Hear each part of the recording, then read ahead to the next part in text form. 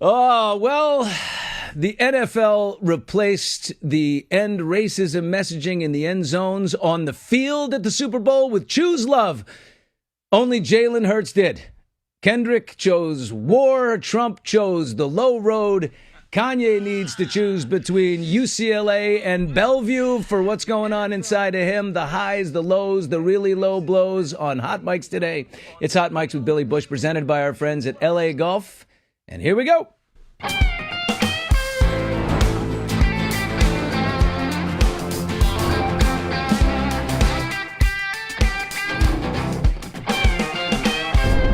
Okay, we are live on TuneIn and YouTube. Hop in the chat. I want to hear from you. Get on there, comments, anything you saw from the Super Bowl. I'll begin with my reporter's notebook about the Super Bowl. First of all, this year is off to a very bad start. The terrorist attack on innocent people in New Orleans over New Year's, the LA wildfires, the mid-air collision in D.C., the DeepSeek Chinese AI model that tanked our markets. The Super Bowl was our time to come together. And I'm not sure it was much of a kumbaya. Here's my thoughts here. I tuned in about an hour before the game. I didn't stay in for everything. 2:41 p.m. That's Pacific time. First shot of Taylor Swift in the skybox. Didn't see much more after that, frankly. Maybe because Travis Kelce had 2 catches. We'll get into whether or not it's time, should he retire or not. But the women in the room with me, all they could talk about was the next thing that came up, Brad Pitt and his facelift. Apparently, he had a facelift. I thought he looked very good. If he did, it's a very good one. He had great clothes. I'll say that. The man has an outstanding clothier. His wardrobe is always spot on. I got to get me one of those quilted shirts he was wearing. Angelina must be so bitter about the pole position this guy gets, right? She would never be chosen for that position. There's Brad. She hates him. She's accused him of everything. And there he is being loved by everybody.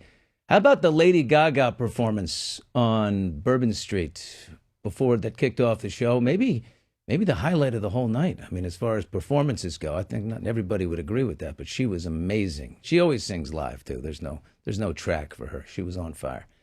I like people generally who stay, on tune with the national anthem. I don't like taking the national anthem, doing a whole bunch of runs that becomes like a me moment. But John Batiste was stylized, localized, and energized. That was one of the great renditions of the national anthem I've ever heard.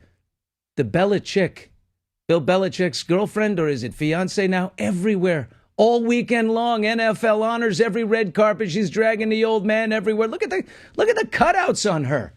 She's in the Dunkin' Donuts commercial, not just standing there. I don't know how I feel about the granddaughter. I don't know if they're engaged. I don't care, but it's just really? The 50-year age gap? Oh, my God. Reminds me of Tony Randall. Tony Randall from The Odd Couple. It's going to be another grandpa in carpool because there's no question she wants babies and he's going to be a dad again. The first laugh for me came in the first quarter. Eugene Levy's eyebrows for Little Caesars. Okay, I needed a laugh. The giant eyebrows he has, they look like detachable eyebrows that they could actually fly off of his face. And they did. And I laughed like a hyena.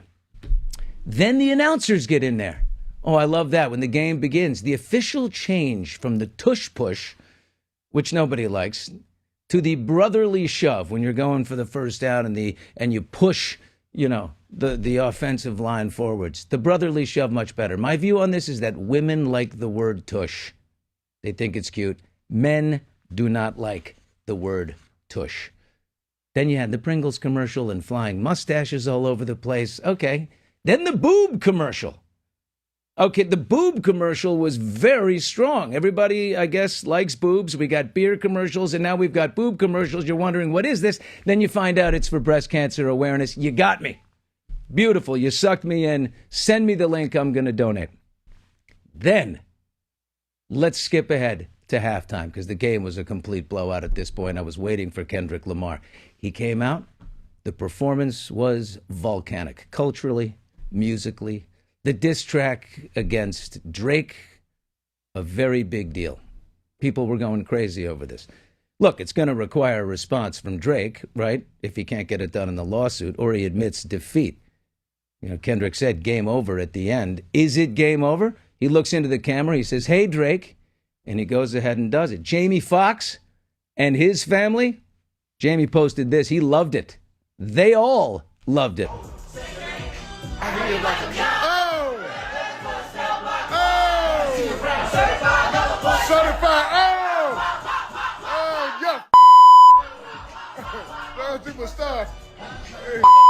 Oh, yeah, the Fox House was going off singing Not Like Us with Kendrick Lamar. And on that topic, because this is a big one, please welcome the nation's foremost expert on all things Kendrick and Drake, a man whose name is mispronounced by more CNN anchors than I can count, Segun Oduolowu. I'm the only one who can say his name. Come on in here. We're going to talk. Look at this. Look, it's been a while. Get right here. Get right here. Segun is a great friend, and we're going to talk about everything that moved me as far as Kendrick Lamar. Right? Okay. Can I laugh first that you said that the boob commercial sucked you in? Isn't that supposed to be the opposite? You're so much smarter than me. Did it suck you in? Yep. Boobs always suck me in. Speaking of boobs, this is a man who is wearing a child's T-shirt right now. This is a youth medium. So jacked up. This is a youth medium. But again, for the Super Bowl, to your point, Kendrick, it was a volcanic performance. It was great. And it highlights the two Americas. It's like you and I. We represent the two Americas. Some people got what Kendrick was doing with the subversive Uncle Sam Jackson, but Uncle Tom playing off his Django character. If people remember it, there were so many Easter eggs and subtle points that should we go through it? But the Easter eggs and all that, this goes down to a feud between Kendrick Lamar and Drake. And just, if I'm right, the basis of this feud, is it really as simple and trivial, frankly, as J. Cole, a third rapper, saying, we are the big three. Yeah. The big three in rap are Kendrick, Drake, and me, J. Cole, to which Kendrick says, I don't think so. I'm not part of this group. I'm my own man.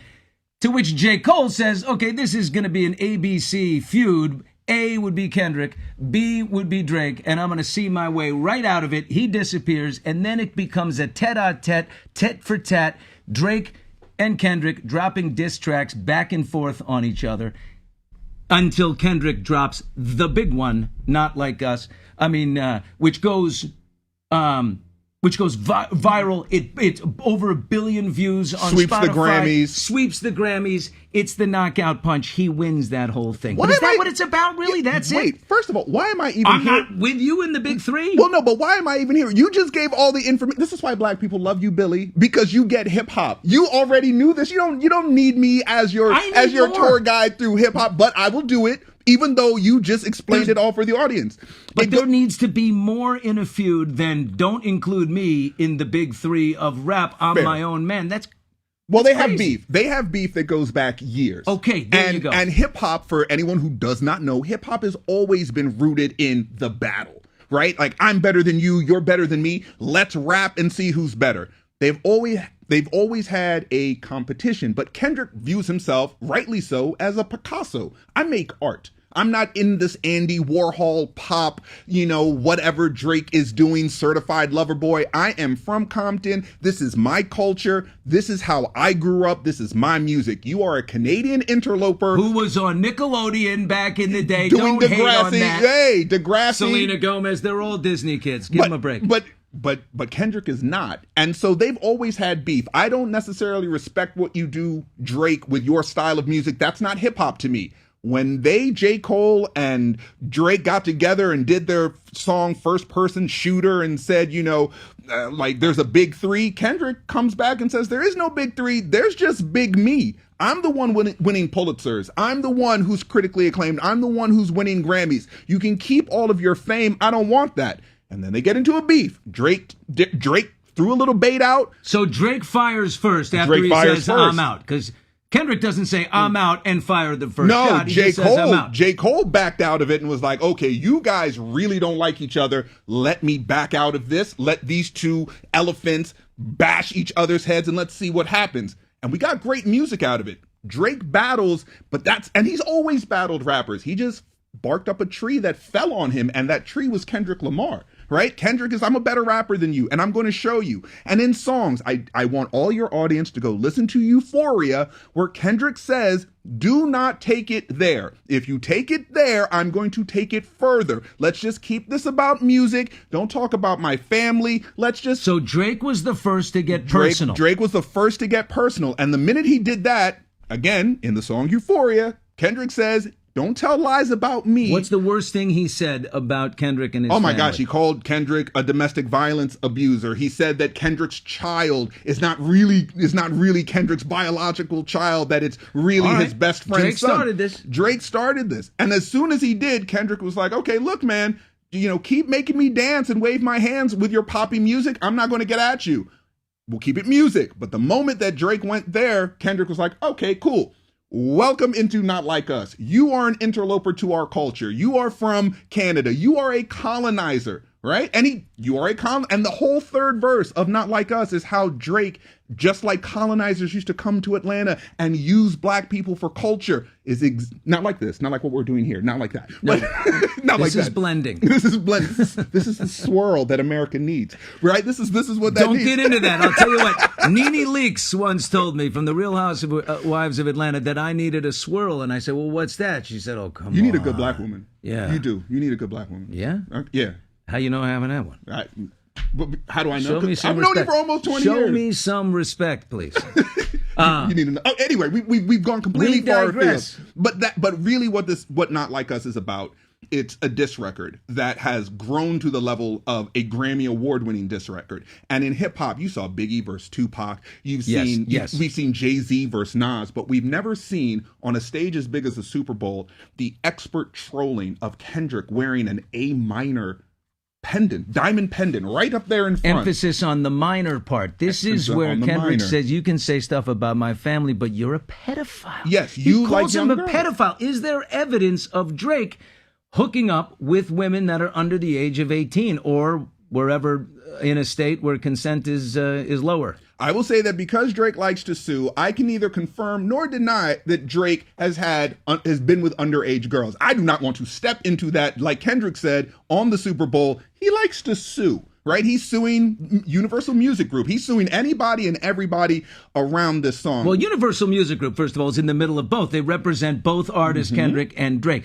They must, when there's so much money on the line, loving it. They must have calculated that these lawsuits are going to cancel each other out or we're going to be okay. Because if I'm Drake and someone accuses me of pedophilia, which is disgusting, I'm coming at him with everything I got. Well, there are people in Drake's camp that have people that are close to Drake that have charges against them as sex offenders. And that's part of why. Okay, that's the camp. But I mean, if don't you think he should just be suing, for defamation and for being called a pedophile and nothing else, right? Well, see, but this is part of what Kendrick is saying about the whole, you are not of this culture. This is Karen behavior. This is like, why are those black kids selling lemonade on our sidewalk? And this is the Karen of it all. And that's what they've always accused Drake of being. When have we ever seen in hip hop anyone sue over a diss record? No one's ever done that. You started a fight. The fight got out of hand to your account. So you're saying Drake is wrong?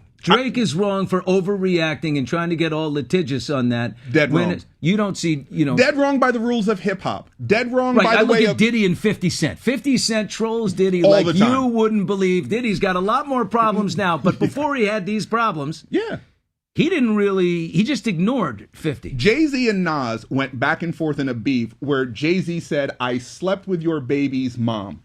Woo! Okay? They go back and forth where Nas calls Jay-Z a whole bunch of other things, and it's hip-hop. It's a battle. It goes all the way back to the core of the music. But if I pick a fight with you and you're beating my brains in, do I get to then say, well, Billy, it's not fair that Billy beat me up. I should never have picked a fight with a better fighter. And that's what we saw. We're seeing in real time Kendrick Lamar at the end of it saying, game over. I won this. This is done. I just gave one of the best Super Bowl performances for our culture. And that's what everyone is talking about. They're talking about all of the little aspects of how black and how in your face it was, about Sam Jackson, about the Be Humble American flag during Black History Month with the commander-in-chief at the game. He does an American flag of black people and he's in the middle saying, be humble. Everything that Kendrick represented in that performance is to almost say to Drake, this is not you. You can't do this. You make that pop music, go dance. But when we do this, I'm going to bring Serena Williams out to Crip Walk. Okay, so I wanted to ask you about that. Yeah. Serena Williams comes out. She's an ex-girlfriend of Drake. Mm-hmm. All right, she does the Crip Walk. Boy, but does she look different? She looked fantastic. Oh, my God. What's going on? Right, it's a very different situation. That's another thing. Yeah, that was. Look, Serena looked like she might want to play tennis again. She looked fantastic. Whoa, I actually didn't know it was her. I just said, wow, look at that girl. She's gorgeous. Whoa. She looked great. But Drake didn't just date Serena. He trolled Serena and her husband. He would go online and make disparaging comments about Serena Williams' husband. Again, this is the husband and father of her child. Drake is very petty. He's a petty person. What happens is he just met someone who's pettier and better at it. So, but SZA also, an ex-girlfriend of Drake's. Yep. She's up there with Kendrick Lamar. So it seems to me like it was 3-on-1 right there. Well, but no, it's not really. If we want to say Jamie Foxx's, we showed the video of Jamie Foxx's family reacting to Not Like Us, and they were down with it. Yeah. They were down with the shots and the barbs and the attacking of Drake. Do you think most predominantly black living rooms were exactly the same? I'll do you one better. The Grammys, a room full of Drake's peers were doing A minor when Kendrick won those awards. Taylor Swift was dancing and saying A minor. It wasn't just black people. Now, yes, black room, we were all singing the song because we love the song. But I think by and large, a music industry is on the side of Kendrick. You saw at the Grammys how, as Kendrick is winning, they are singing. Blue Ivy, Jay-Z, Beyonce, they're dancing. As I said, Taylor Swift is dancing. All of his peers in the music industry are in a room dancing to a song that is calling him a pedophile, that is dissing him. It tells you where Drake is right now or how he's thought of in the music industry. Kendrick pulled the curtain back and said, if this is your king, then the emperor has no clothes. Journalist, raconteur, commenter, very smart man, Segun Oduolowu is with me right here in studio. Now, what I'm interested in is, we see Sam Jackson dressed as Uncle Sam and the whole thing. Is this, the whole performance by Kendrick, was it more about the feud with Drake and, you're out, you're not really one of us, okay, or was it some type of statement against the country and the vote and Trump and feeling marginalized by the vote, even though Trump had more black votes than any president before him? It was both. It was both, and it can be both, because Kendrick has called Trump, a chump and stuff in rap and in lyrics. So Kendrick's love for Trump is it's not there. And I pointed out to you on text that Trump is name-checked in at least 63 rap songs. He's aspirational. There's plenty of songs that are like, I want the gold plane, I want the this and that. I want to roll like Trump. But that's not hip-hop. That's an aspect of hip-hop. So 50 Cent loves Trump because he trolls like 50. They have street cred together. Okay. Does it bother you that black people more now like Trump than they ever have before? I would say that a section, listen, there are a section of Latinos that voted for Trump that are finding out the hard way that might not have been the best move. So it doesn't matter necessarily how you felt. It's how week to week, it's day to day, it's hour to hour. I still don't know what he did today. It's how you feel now. With the Kendrick part of it, he's not a Trump fan. It's Black History Month. You're at the Super Bowl. You want to show Drake that you are not like us. So you do everything that shows just what a culture can look like and feel when it shows itself. From the car to the pendant to the historical references. Black people are not like a monolith. You can't compare Louis Armstrong jazz to Kenny G jazz, even though we'll both say that they're jazz. They're very, very different. Coltrane is not Right. Brubeck and a quartet. They're different, and hip hop is the same way. You have a section of hip hop that is very flashy, that Diddy made popular with Versace and going after wealth, which Trump represented, and a lot of hip hop that was after that kind of wealth and status loved Trump. But you also have Public Enemy and Outkast and artists that's not what they're into. And Kendrick is one of those artists where I'm not in it for the fame. I'm in it for the art form and the culture. And he used that stage to be about the art form and the culture. And when art, as you know, is subversive, because we've talked film before and certain movies that we like that are subversive and use imagery, that's what Kendrick did. He used art and imagery to be subversive, to poke holes at Drake, but to also say, even to Trump and the viewing audience, that's not like us. Like, we aren't just this thing that you can categorize and put into a clean little box. Exactly. Well, there's nothing I hate more than women feel blah, blah, blah, blah, blah. Etc. Or, black people now believe, cut the monolith out everywhere. But I also think that's one of the things that Trump capitalized on is there are people who love to keep us in compartments. They like to keep us divided. Maybe it benefits them in some way. But I think maybe the one possible good thing about Trump is he's just a bully to everybody. He doesn't care about the compartments. And there are people that admire bullies. He should have tweeted out, Kendrick, my man Kendrick, put it down today. That was my favorite performance. Mic drop, I'm out. People have been like, what? Oh no, and I'm surprised, and he's probably going to be too focused on Taylor Swift. He's too focused on a lot. But I think you hit the nail on the head. Like, we in society shouldn't necessarily be friends. Shaguna Duolo and Billy Bush, we come from such disparate places that maybe we shouldn't be friends or be colleagues or work together or have a almost 20-year history of friendship. People don't see things the way they are. They see things the way they want them to be. And boxes make it easy to understand this blackness. Boxes make it easy to understand this rich white guy stuff. Boxes make it easy to... I'm not that rich, man. They fired me and I was trending. I was going to be rich. Yeah, you didn't lose the money. And then they fired me like a dog. You didn't lose the money, Billy. You wouldn't believe it. You didn't lose the money. Look at you. You're so clean. And this shirt costs more than most people's cars. This shirt is theory. This shirt is theory. We agree Jean-Baptiste was unbelievable. Ooh. Shagun. So that was the one where I was listening. I was you didn't like him? Listen, multiple Grammy Award winner. I love Jean-Baptiste. That rendition of the Star Spangled Banner was, first of all, it wasn't the best that I've heard. What? I can give you two off the top of my head. Whitney Houston. So good. Well, of course. Well, I'm not going there. Marvin Gaye. But we're talking about New Orleans native. We're talking about localized and specialized and energized. But it didn't really sound like New Orleans. Like, the stuff that led up to it sounded like New Orleans. Trombone Shorty. Trombone. Even Harry Connick Jr. Like that with the Zydeco sound. That sounded like New Orleans. Jean-Baptiste today? I'm not hating. I love Jean-Baptiste. Say no to hate. You didn't see. You weren't paying attention to Tom Brady and Snoop together talking about no hate. We're against hate. Who is for hate? No, I'm not hating. I said I love Jean-Baptiste. I did not like. See, I'm just saying. Do we need when you do a hate thing? When you do an anti-hate PSA, don't you got to get specific about what hate? No one stands up and says, "Oh, wait a minute, I like hate."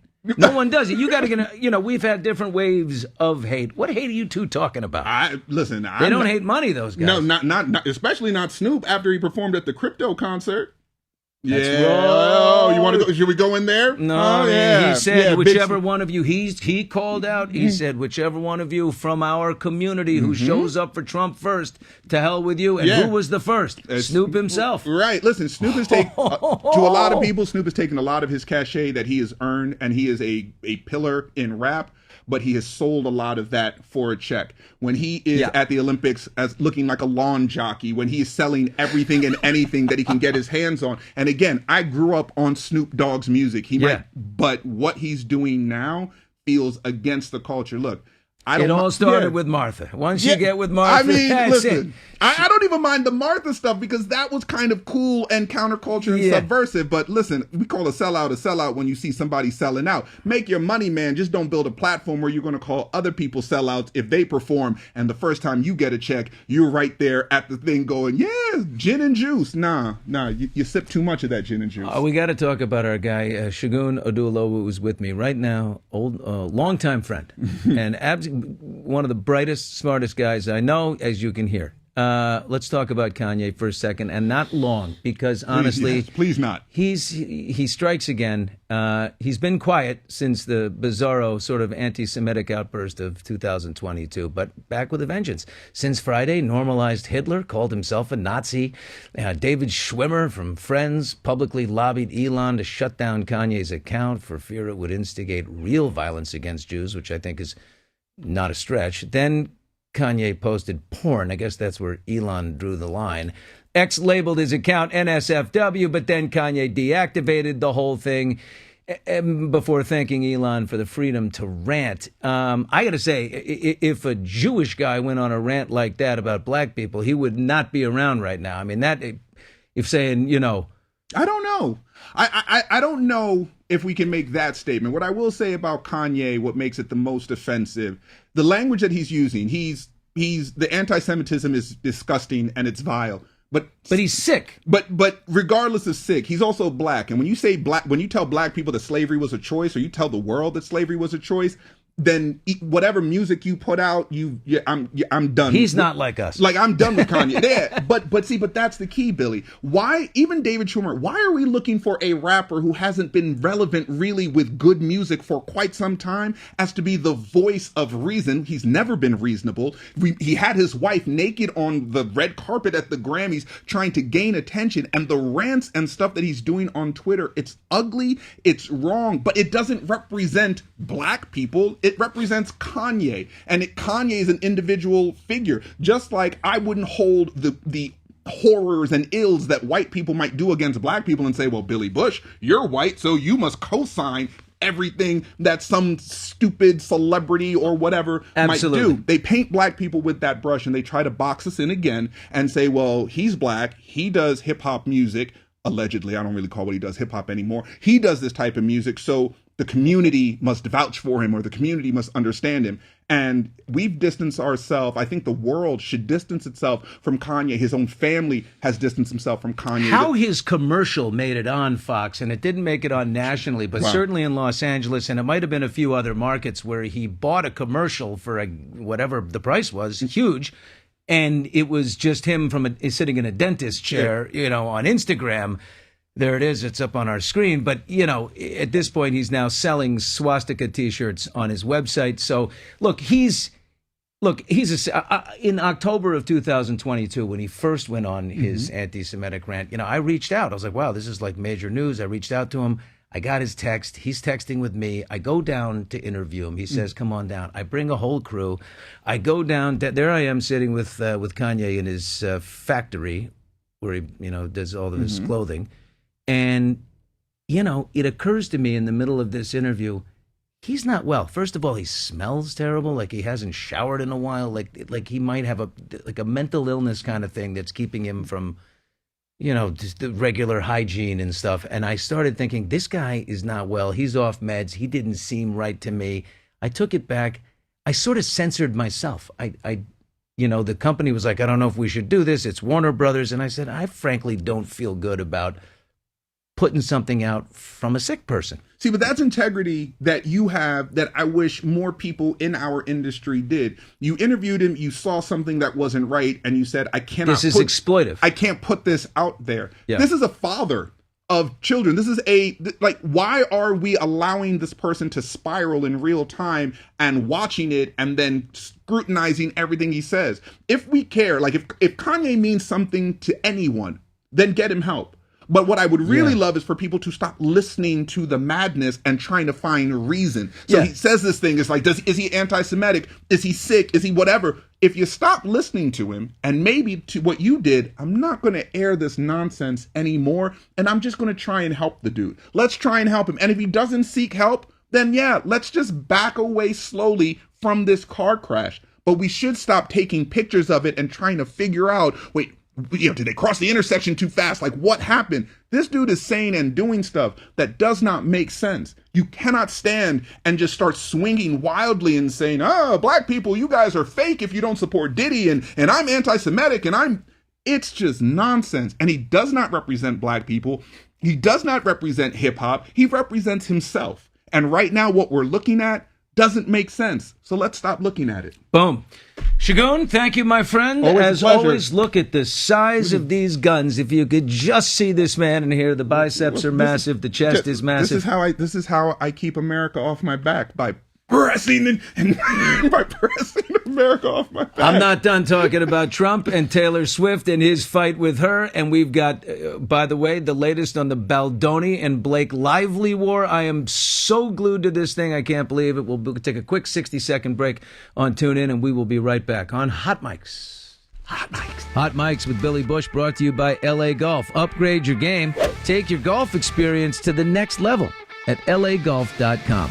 And for all the sports fans out there, don't miss a beat with TuneIn Premium. Unlock access to the biggest college football and basketball games, every NHL game with no blackouts, and commercial-free ESPN radio to keep you up to date on all the breaking news around the sports world. Plus, enjoy over 300 commercial-free music stations to suit every mood or activity, whether you're into today's hits, classic rock, smooth jazz, country roads, or anything in between. There's even over 100 mood stations to help you unwind and chill out. Stay informed with commercial-free CNN, Fox News Radio, MSNBC, and more with fewer ads and no interruptions. Tune in to 100,000 global radio stations and podcasts and get breaking news and sports talk anytime, anywhere. Go to tunein.com/premium and sign up today to unlock it all.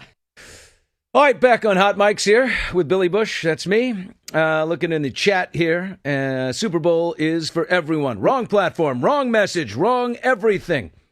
I don't know if they're talking about Kendrick right there or what they're talking about. Good afternoon, Billy. Thank you for Shagun. This guy's all about color. No, he's a smart man, smarter than you know. Great thing about our melting pot society. Here's another one. As Hispanics, we knew exactly what we voted for in Trump. Okay. Hop in the chat at any time. Okay, to Trump. Big applause for Trump as he walked into the Superdome. And don't forget, his battle with the NFL in his first term over players taking a knee, right?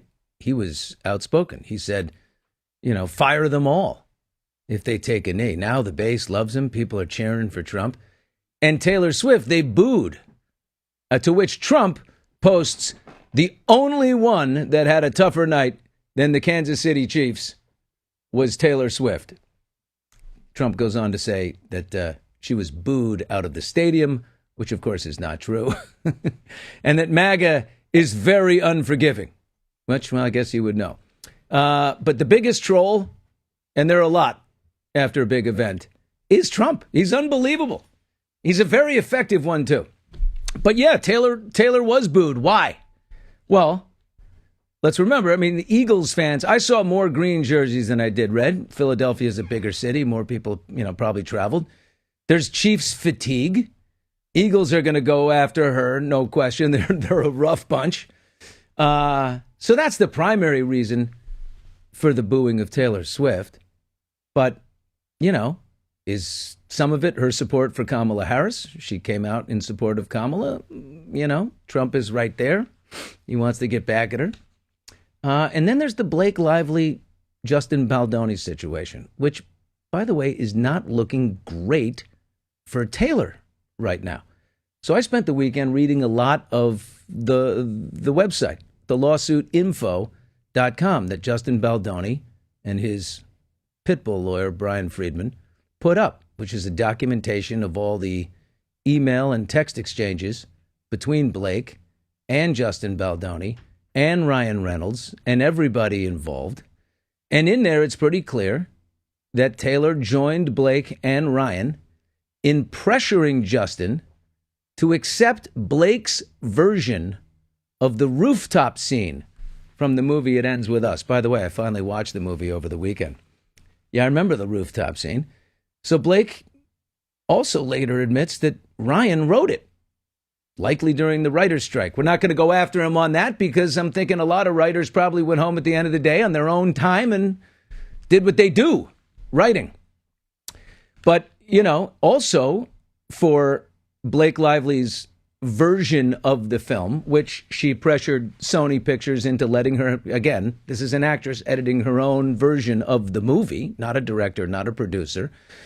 But for Blake's ultimate version, she gets a song from Taylor Swift. Was the condition for using Taylor's song that the composer of the movie had to go?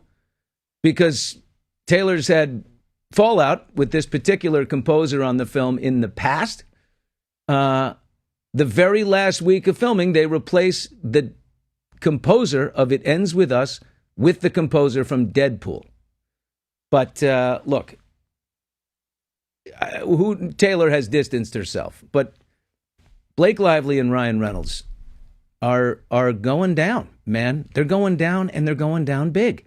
Here's the thing. Blake lied multiple times, faked illnesses, would always check out from production. I've got strep throat 3 times. Now I've got the flu, constantly checking out from production. And then ultimately, of course, she accuses Baldoni of sexual harassment, which is not true. Every accusation was deeply looked at, investigated, and ultimately documented and overturned by Baldoni and his team. Why did she accuse this poor sucker, this man feminist, of sexual harassment? Because she wanted to take over control of this movie and all future movies based on the authorship of Colleen Hoover, the woman who wrote It Ends With Us. So it's greed. Now listen, Blake, Ryan, they courted Colleen, preying on her seller's remorse, okay? Colleen Hoover sold the rights to this movie, her book, sold those rights 6 years ago, January 2019. And she got, obviously now, flash forward 4 years later, she's making this movie with Blake, and oh my God, Ryan Reynolds is there, the Deadpool guy, he's so big, this is huge. Boy, wouldn't it be great to have the rights to my future work, because I wish I didn't sell those to Baldoni. I could just do so much more with these people, a bigger deal. Yeah, but you signed a deal. So Blake offers Colleen Hoover, the author, creative control with her in the edit. Because she's getting her own edit on the movie, she allows this woman to come in and she can be part of it. So now she's got a bigger hand in her work as it goes to the big screen, right? She swayed her to get back the rights so they could make future films together. The only way to legally cut out Justin Baldoni is if there were some sort of morality breach, like sexual harassment, right? You got to claim something. I mean, you can't just undo a deal, but especially in a movie about, domestic violence and all, and the nature of the topic is just, that would do it. So Blake went power crazy. It's her husband, what do you do if you're, picture Blake Lively's life. Your husband is Ryan Reynolds, okay? Mr. Deadpool. Everything he touches, from Mint Boost Mobile, whatever, to Aviation Gin, to soccer teams, and everything he touches turns to gold so far. That's her husband. Her best buddy's Taylor Swift. Kind of hard to keep up. This would be her thing. This would be her moment. This would be her Reese Witherspoon moment, where she, becomes that incredible producer that gets the rights to these books and makes movies, except for the rights belong to Justin Baldoni, little beanie wearing, man bun wearing Justin Baldoni. He's got them. You got to go find your own. You can't just take his, because that looks good to me. Now, Blake also took a $185,000 wardrobe budget and went wild, spending over $500,000 on wardrobe for the movie. I just saw the movie, like I told you, over the weekend. It looks like she spent $600 total. The Salvation Army would send those clothes back. Every item in her wardrobe in this movie is horrendous. Mixed match, camo on camo with combat boots, duck boots, with a rubber heel on them. Duck boots with a heel, maroon painter's pants, oversized patchwork jackets with the brown beanie. The style in this movie is chaotic. It's a disaster. I mean, she is dressed like someone who does not have anyone in their life to tell them no when they're doing the... Ryan, for his part, I mean, it's like he's pulling strings here, too. He sucks in a desperate Baldoni with beautiful, tweets. I'm so happy about my wife working with you. You're such a wonderful. He's like, I just want to be your friend, Ryan. He's sending back. He's so excited. Oh my God, Ryan Reynolds knows who I am, let alone I'm going to be working with his wife and we're going to be going over scripts in their apartment and he's going to be around. He sucks in desperate Baldoni, then berates him for stuff he did not do, like fat shaming his wife. Blake sends multiple emails to Baldoni. I'm sick again. I can't do anything. I've got strep throat 3 times. Baldoni recommends this holistic doctor who's interested in gut health that helps, fight illness. She's very grateful for this. Thank you in the text, she says to Baldoni. Later, this somehow becomes a backdoor to fat shamer that she needs to lose the baby weight that she's gained because she's too heavy for the movie. It's absolutely insane. Baldoni has put up all the texts and emails to that nature. He never did anything like it. But Ryan also made him adjust the shooting schedule for his movie so that it could accommodate his Deadpool schedule, so he could be with his family and keep Blake with him. Then, as you know, I'm sure, Ryan mercilessly mocked Baldoni in the Deadpool movie. He got Baldoni, he made him a character called Nice Pool. And in it called himself, just a faux, fake feminist, who champions women's causes for his own gain. And you just teased him in a major movie. And then ultimately got Baldoni dropped by WME, which is a huge talent agency. So somewhere along the line, Ryan got triggered, right? He got triggered. Something about Baldoni was really bothering him. Now, reading some of the texts between Blake and Baldoni, I got to say, I got a little triggered. I mean, there were vibes. There were definite, cute vibes. And let's be honest, actors are second only to dancers when it comes to horniness. Okay, so who knows? There's lots of what could have happened. Remember, Ryan met Blake on Green Lantern. Okay, that's the movie, where ultimately they connected. So there's so much here. But back to Blake, she didn't just use Colleen Hoover, the author who went along with it. She used Taylor. I mean, she used Swift, who's now stepping away. There was that article. That was not an accident. And there was a Daily Mail article saying, Taylor Swift is stepping away from Blake Lively right now.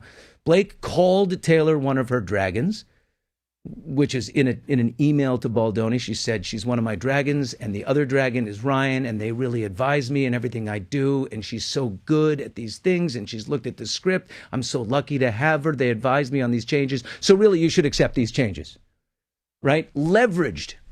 She calls Taylor one of her dragons, leveraged in her ongoing tussle with Baldoni. I mean, it's unbelievable. She did everything to make Baldoni, she and Ryan, feel small, right? Remember the premiere? Baldoni and his family are in the basement. Like, Lively's like, I'm not going to appear with him on the red carpet. We're co-stars. He's the director. He's the producer. I'm not going to appear with him because she got the edit that she was allowed to make was ultimately chosen for the film. And what's behind that, please? But Blake and Ryan, they're just always flexing on this guy. The idea that Blake Lively got her own edit alone on a movie? She's an actress. That's crazy. Just an actor on the movie, you get your own edit? Sony gives you your own edit? Then, with that edit, as she was, putting her touches on it, she had a special screening of her version of the movie. She invited Ben Affleck and Bradley Cooper. And, of course, Baldoni had to hear about this. But, Sony's like, wow, look at all these people who are there. Did she thank them in the end of the movie? A special thanks to Bradley Cooper? What, for watching a screening of the thing?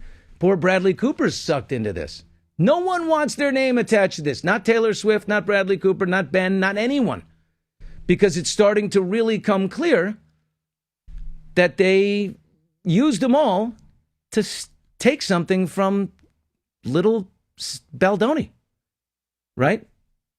And not only that, but Ryan Reynolds took Justin Baldoni's super feminist podcasting partner. Remember, Baldoni had a podcast called Man Enough, and his partner, this woman, Liz Plank, Ryan goes in, befriends her, gives her a little role in Welcome to Wrexham, his reality show about the soccer team.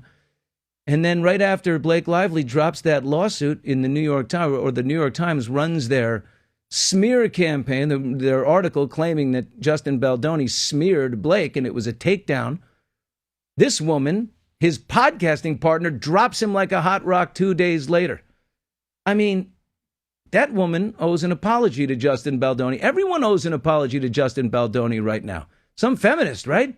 Blake and Ryan always manipulating here, orchestrating, literally ruining this guy's life and reputation without a sign of remorse. That's what's happening, right? Accused Baldoni of a smear campaign against Blake by smearing him in the New York Times. Here's what Baldoni's guilty of. Justin Baldoni is guilty of being really earnest, a little soft, right? Kind of pandering sometimes, a little emotional, sappy, sensitive, idealistic, insufferable. But now, a little pissed off, a little defensive, kind of smart, and fortified with his friend Steve Sarowitz, who is his partner in Wayfarer Productions, who produced the movie.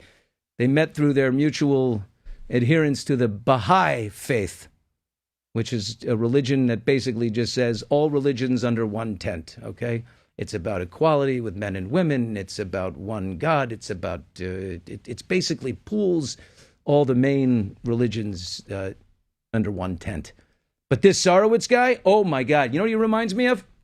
Reminds me, he's a billionaire in Wayfair, and he's back in Baldoni. So it doesn't matter about Ryan Reynolds and how much money he has, because he doesn't have Sarowitz money. That's in the billions. Unbelievable. And it reminds me of Peter Thiel.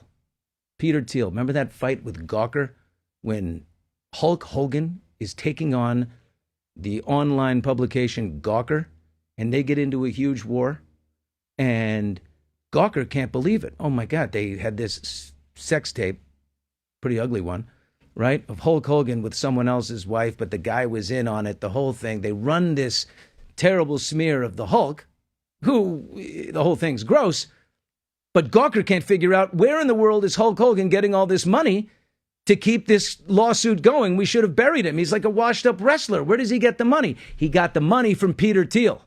Peter Thiel was funding the whole thing because he had an axe to grind with Gawker, too, for outing him.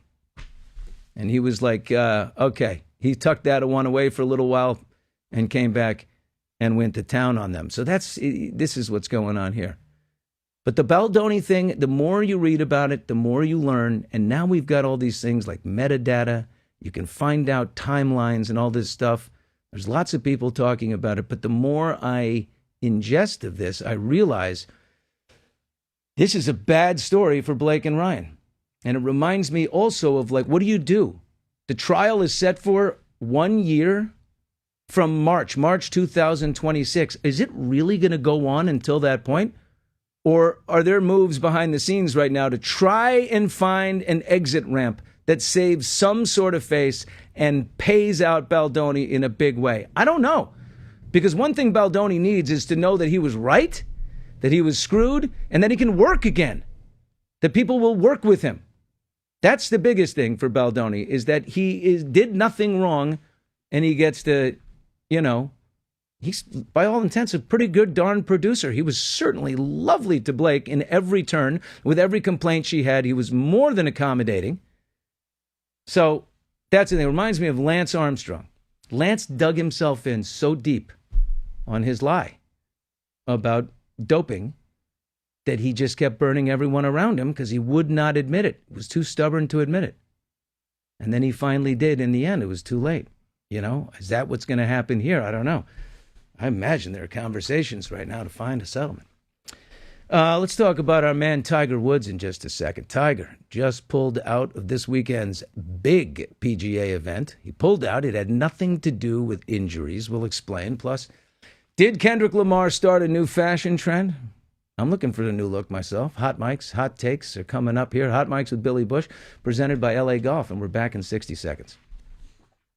Hot Mics with Billy Bush, sponsored by LA Golf.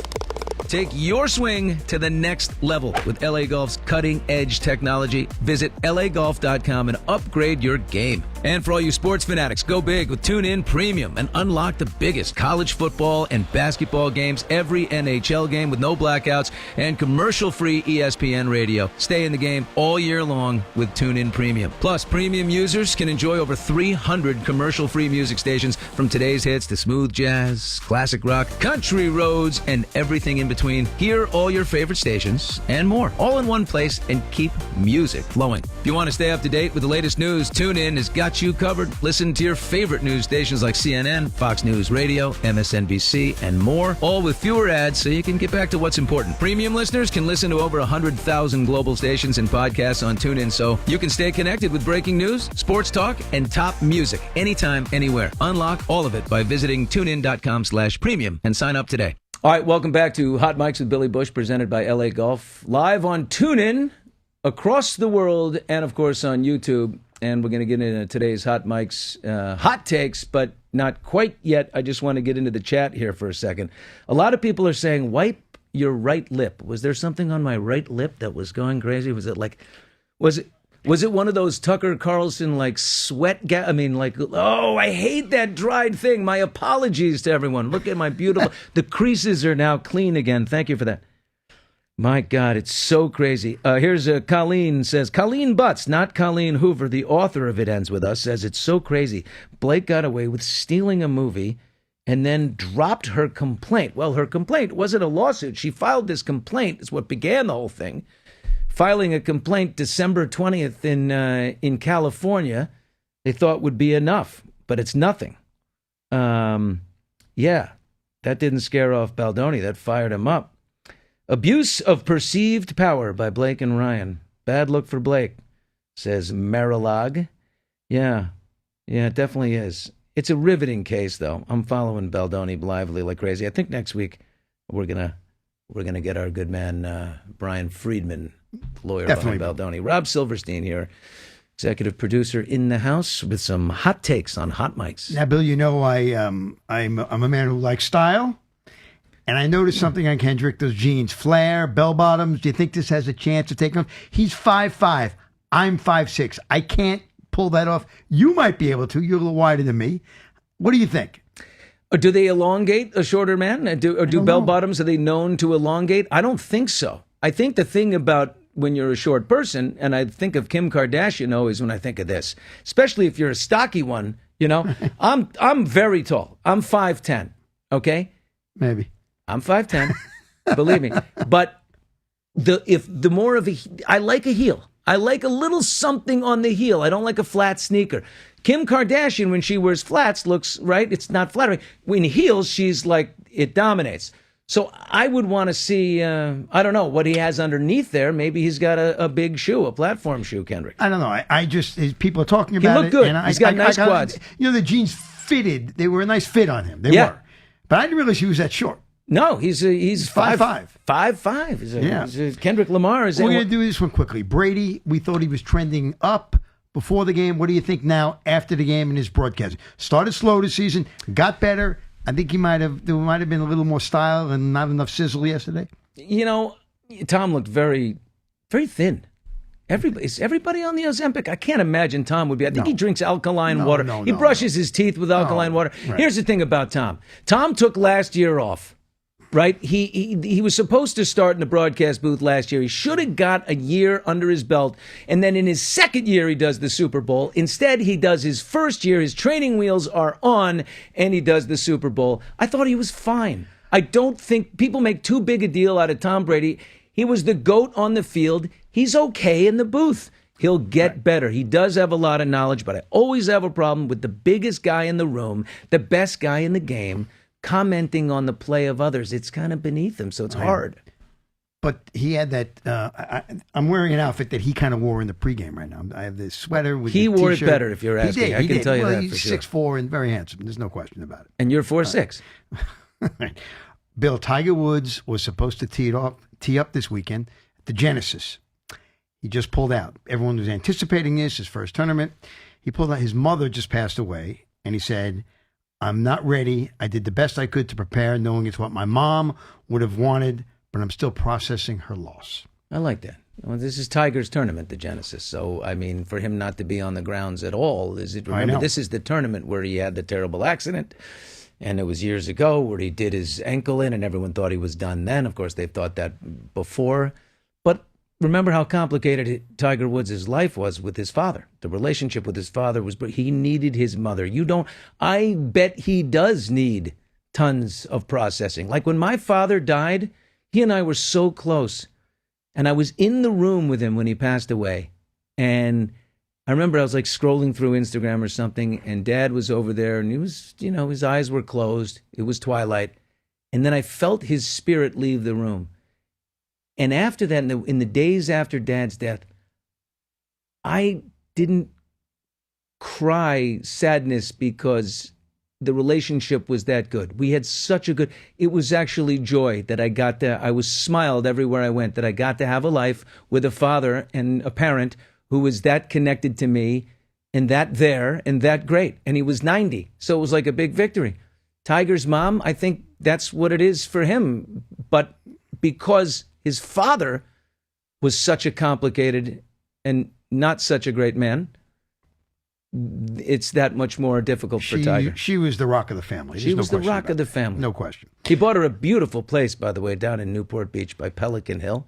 Oh, my God. You play that golf course, you look in the distance, you can see Tiger's mom's house. One more thing. This just in, really. The Don had his big interview with Brett Baer. They aired a couple of minutes during the Super Bowl.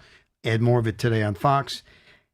Baer asked the Don if J.D. Vance is his successor. Immediately he said no. Okay, but then he said, very capable, it's too early, we don't know, because then Brett Baer said, in less than 2 years, this process starts over again.